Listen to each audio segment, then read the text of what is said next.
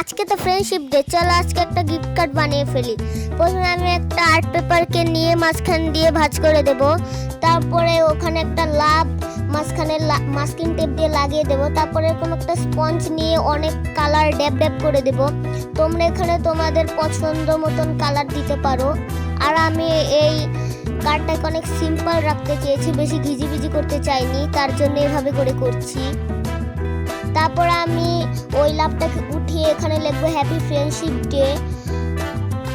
এই হ্যাপিটা আমার একটুখানি উপরে লেখা উচিত ছিল, কিন্তু আমি নিচে লেখা ফেলছি। তারপর ওখানে আরেকটা লাভ আঁকলাম।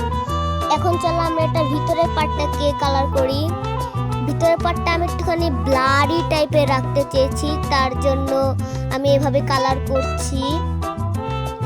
তারপরে একটা লাভ কেটে ওটাকে রেড কালার করে দিয়েছি। এখন এটাকে আঠা দিয়ে ভিতরে মাঝখানে লাগিয়ে দেব। তারপর ওটার লাভটার ভিতরে আমি আবারও লিখবো হ্যাপি ফ্রেন্ডশিপ ডে। আমার মাথায় ওই সময় কিছুই আসতে ছিল না, তার জন্য আমি হ্যাপি ফ্রেন্ডশিপ ডে লিখে দিয়েছি। আর কিছু ডিটেলস দেওয়ার পর হয়ে গেল। এই কার্ডটি কেমন হয়েছে জানি। আর ভিডিও